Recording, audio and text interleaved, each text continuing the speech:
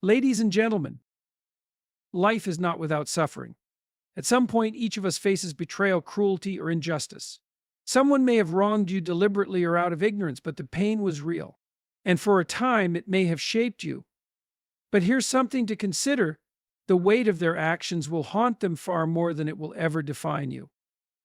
People believe they can act without consequence, but the human mind is a strange and relentless judge. Those who act with malice are rarely as free as they appear. Guilt festers. Regret lingers. The subconscious doesn't let go so easily. You may have moved on, but they will wrestle with the shadow of their choices long after the moment has passed. Now you have a choice. You can let their actions take root in your soul, poisoning your future.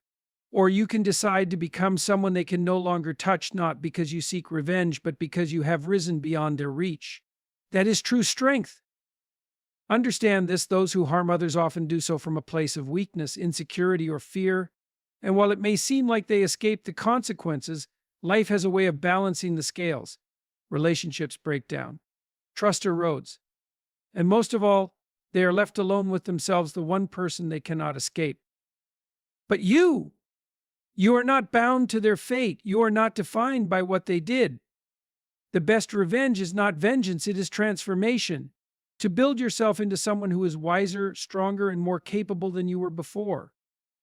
And when the day comes that they look back, they will see that what they did not break you, it broke them. The weight of unresolved guilt. When people act with cruelty, deception, or malice, they often believe that once the moment has passed, the consequences are over.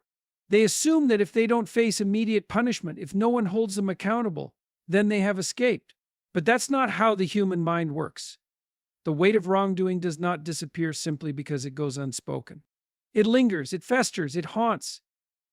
The human psyche is not designed to act against its own moral framework without repercussions.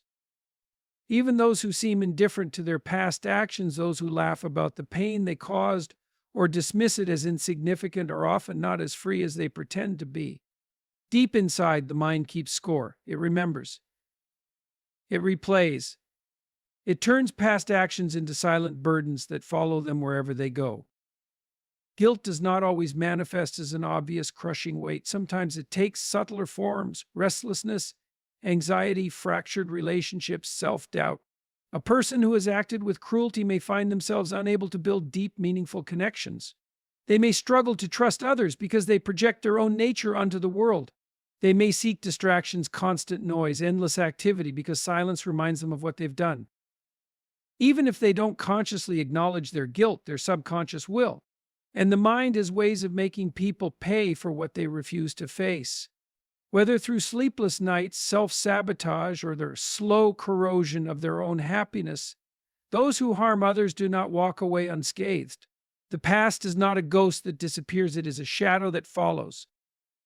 Your strength in rising above. Pain is an unavoidable part of life. At some point, you will encounter betrayal, cruelty, or injustice at the hands of another person. It may be a friend who turned their back on you, a loved one who failed you, or even a stranger whose actions left a lasting scar. In those moments, it's easy to believe that what happened to you defines you, that the pain inflicted upon you becomes part of who you are. But the truth is this: your strength is not measured by what was done to you. It is measured by how you rise above it. There is a dangerous trap hidden in suffering. If you are not careful, the hurt that someone else caused can become a prison of your own making. You replay the event over and over in your mind, letting it shape your thoughts, your emotions, and even your future decisions. You allow their actions to dictate your worth, to color your self-perception. But why should someone else's cruelty determine the course of your life? Why should their moment of weakness become your lifelong burden? The real power lies in choosing to rise above. That does not mean ignoring the pain or pretending it never happened. It means refusing to be defined by it. It means taking that suffering and transforming it into something meaningful: wisdom, resilience, strength. When you shift your focus from what was taken from you to what you can build in its place, you reclaim control over your life. You prove, not just to them but to yourself, that you are stronger than the worst thing that ever happened to you. And here's the most important part: the higher you rise, the smaller their actions become. When you elevate yourself mentally, emotionally, even spiritually, you reach a place where their cruelty no longer holds power over you. You become someone untouchable, not because the past is erased, but because you have outgrown it. At the end of the day, the best way to ensure that what they did does not haunt you is to become someone so strong, so capable, and so deeply at peace that their actions lose all meaning. And in doing so, you turn the tables because while you move forward free and unburdened, they are left with the reality of what they did, forced to live with the knowledge that their attempt to break you only made you stronger. The price of malevolence. People often assume that cruelty comes without consequence, that if they act with malice, lie, manipulate, or betray, they can move on unscathed. But this is a fundamental misunderstanding of human nature. The truth is, no one escapes the cost of their own actions. Malevolence carries a price, and those who engage in it, whether they realize it or not, will pay for it in ways they never anticipated. Consider the nature of trust. Trust is not something that can be faked indefinitely. It is built over time through consistency, integrity, and reliability. A person who engages in deception, betrayal, or cruelty fractures the very foundation of their relationships. Even if they believe they have gotten away with it, even if their actions go undiscovered or unpunished, they are slowly isolating themselves. People may not always confront wrongdoing directly, but they recognize patterns.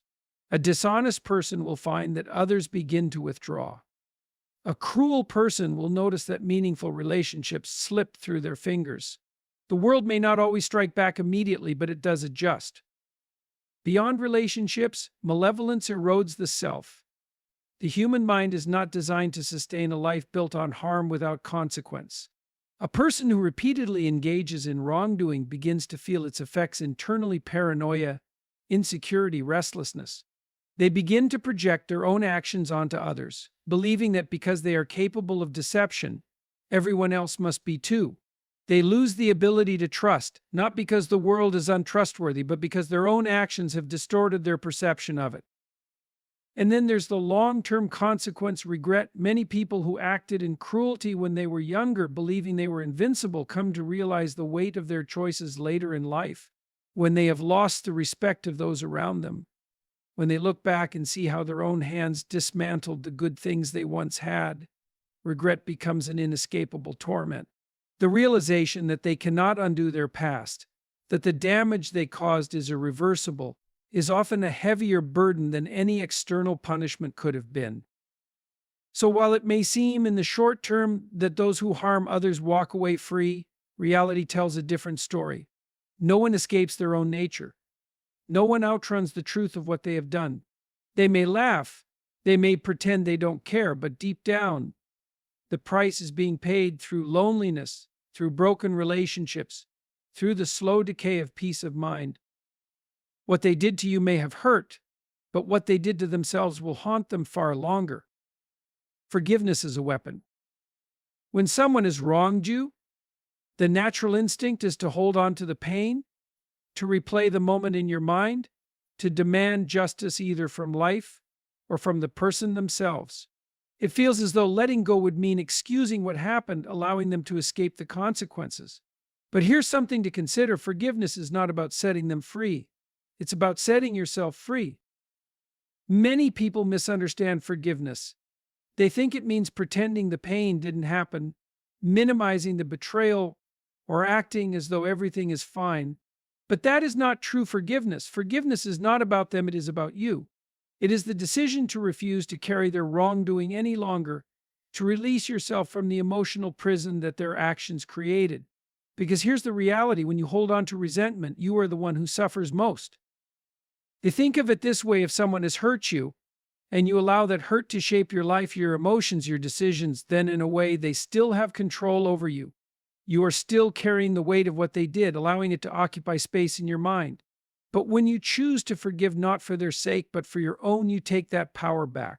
You are saying, you no longer get to define me. Your actions no longer dictate my peace. This does not mean you have to reconcile. It does not mean you have to trust them again or let them back into your life. Forgiveness is not about restoring relationships, it is about restoring yourself. It is a quiet, personal victory that allows you to move forward without bitterness poisoning your future. And here's the paradox. In many cases, forgiveness is the last thing they expect. Those who act with cruelty often assume their actions will leave lasting wounds. They expect you to stay hurt, to be consumed by anger or vengeance. But when you rise above, when you show that their actions have no power over your happiness, it is unsettling to them. They may not say it, but deep down they will know they did not break you. They did not win. So do not forgive because they deserve it. Forgive because you deserve peace. Forgive because your future is too valuable to be weighed down by their past mistakes. And in doing so, you turn forgiveness into your greatest weapon, one that liberates you while leaving them to wrestle with the consequences of their own actions. Victory lies in transformation. There is a common misconception that winning means seeing your enemies suffer. That justice is only served when those who wronged you feel the same pain they inflicted. It's an understandable feeling, especially when the wound is fresh. But real victory, deep, lasting victory, is not found in watching them fall. It is found in rising so high that their actions become meaningless. Transformation is the ultimate revenge, not because it punishes them, but because it liberates you. When you shift your focus from what was done to you to what you can become, you break free from the chains of your past. You take control of your story, refusing to let it be dictated by someone else's mistakes. This is what true strength looks like, not retaliation, but evolution. Pain is a powerful force, but it can be either destructive or constructive. Some people allow suffering to consume them, turning them bitter, resentful, and distrustful. They become prisoners of their past, defining themselves by what they've endured rather than what they've built. But the most extraordinary people in history, those who overcame immense struggles, chose a different path. They took their pain and turned it into something meaningful. They refused to let their suffering be wasted. Imagine a person who was betrayed, humiliated, or left behind. They could spend their lives replaying the injustice, allowing it to poison their relationships and limit their potential. Or they could take that experience and use it as fuel to build, to grow, to create.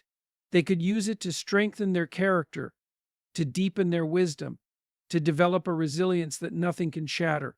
And when they do that, something incredible happens. The people who once tried to harm them lose all significance. Think about it. If you become someone who is truly at peace, truly successful in the ways that matter to you, what power do your enemies have over you? None. Their actions fade into irrelevance. They may have caused you pain once, but they no longer have control over your mind, your emotions, or your future. And in many cases, this is what haunts them most.